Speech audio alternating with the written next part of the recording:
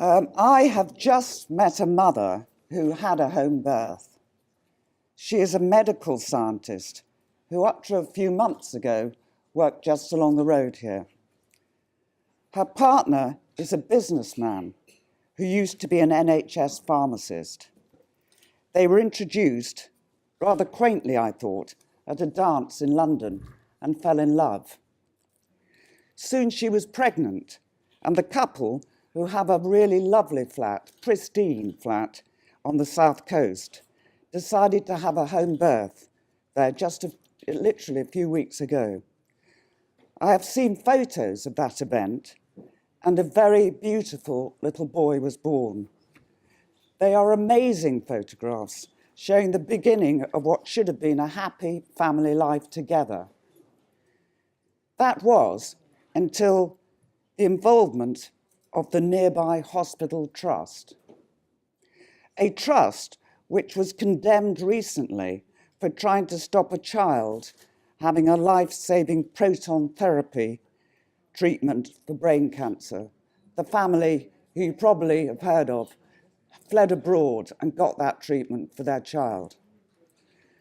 After a series of disagreements about the home birth and whether an NHS midwife turned up on time, she didn't, the couple found themselves drawn into a dispute with the hospital. Police appeared at their door. They were ordered to go to the hospital where their 6-day-old son was removed from them and put into foster care, where he remains today.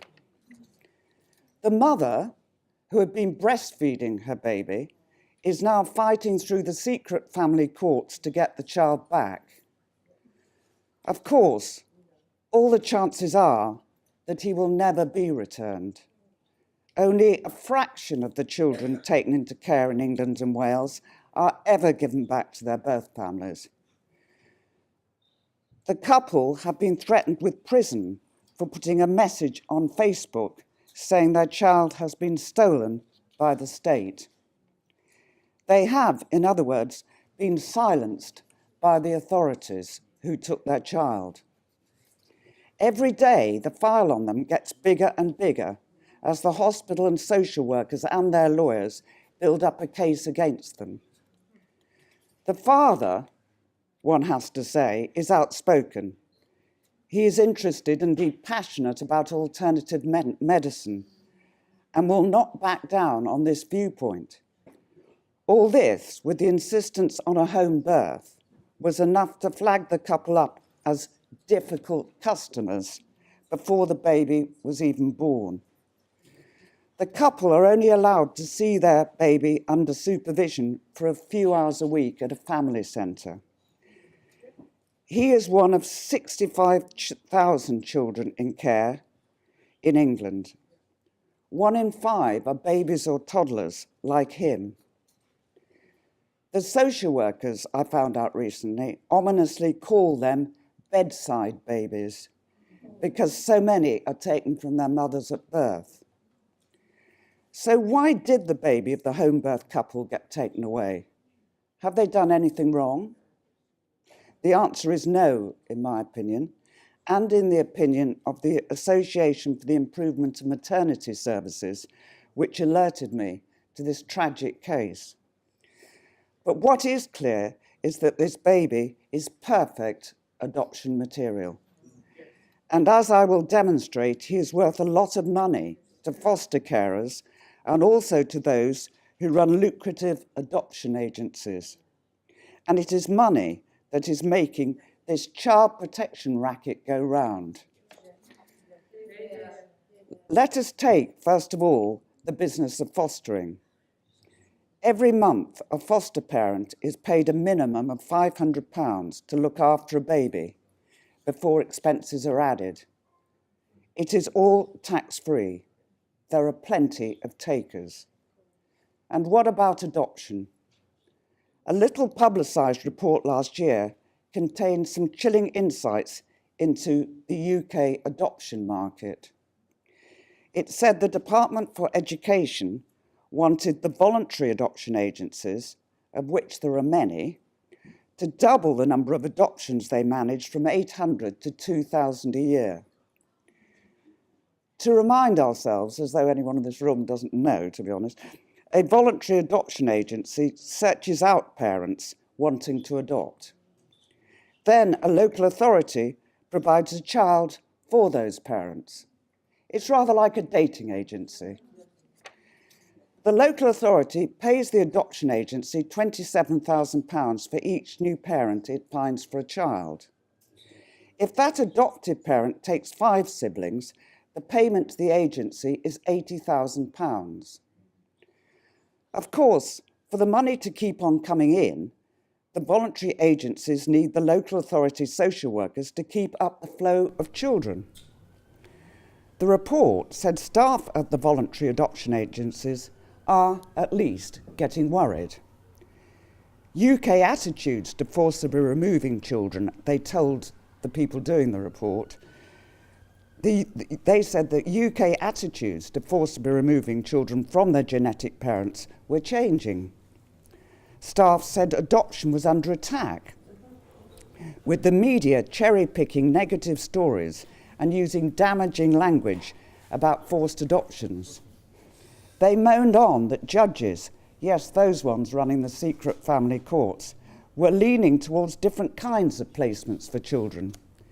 Revealingly, the report said staff are now concerned that the British model for adoption might be replaced by the European model, which rejects forced adoptions and gives more rights to the birth parents who don't want to give up their children.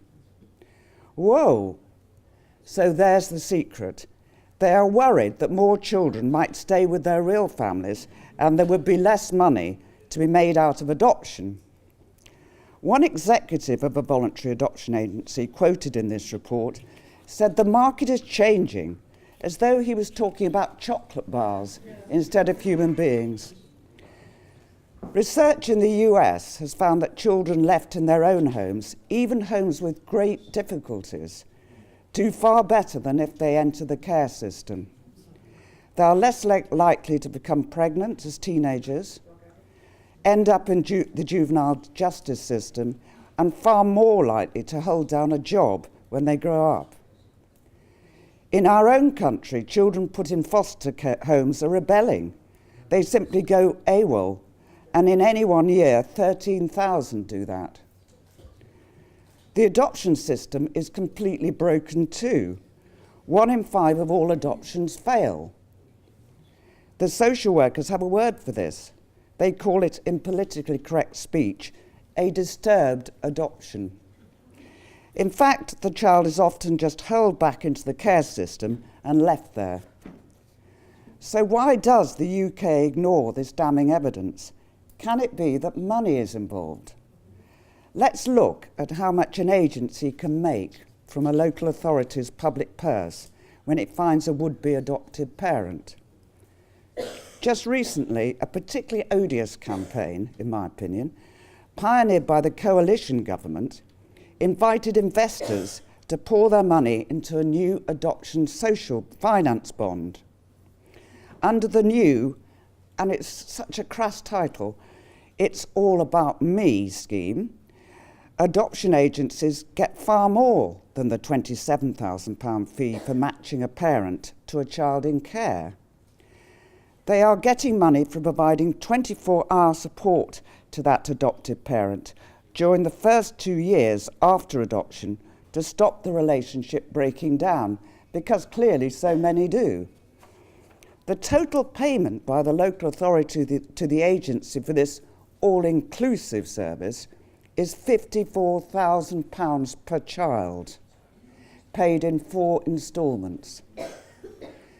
A grant to boost the scheme has come from the Social Outcomes Fund, a £20 million bucket of money set up by the Coalition's Cabinet Office.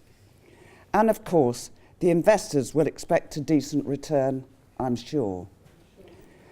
The scheme's blurb says, this is a pioneering project that could provide a loving home to around 2,000 children in care, dramatically improving their life chances. Well, it might do, but what the hell are the children doing in care in the first place? But listen to what one of the scheme's kingpins admitted in a newspaper interview. He said it was terribly hard to find parents for older children who had languished in the care system for years. He added, parents who want to adopt have a mindset about wanting a baby and tend to look for a young child.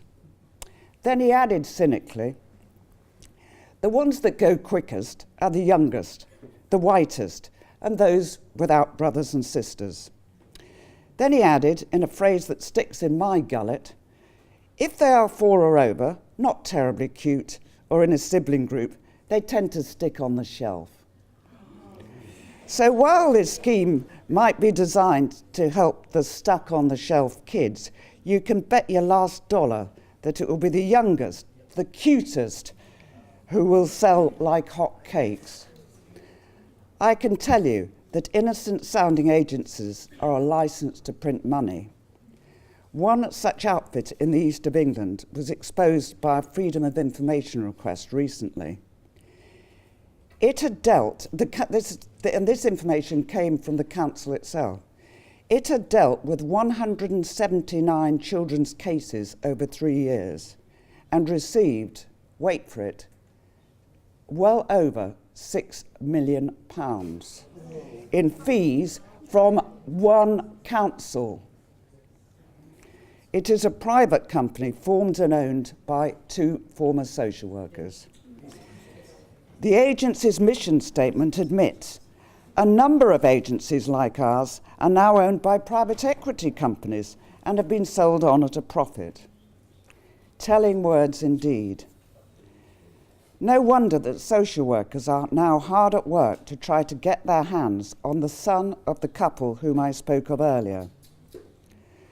Council social workers who find a child for desperate adoptive parents may not actually get money from the deal, but I'm sure they do get brownie points and promotions for doing so. And ahead of them, of course, is the prospect of a job at a private adoption agency where there is lots of money to be made. In the case of the home birth baby, who I spoke about earlier, social workers and the hospital staff have lied about the mother, embellished the weaknesses of the father, and evidence has been fabricated in court from day one. From day one. In the end, the industry will put that baby boy up for sale. A young and innocent couple will be heartbroken for the rest of their lives. They'd probably never have another child or even be allowed to. As for their son, he will grow up thinking his mother, who is fighting like a tigress to get him back, did not want him. And just think of the damage that does to a human being. Bye.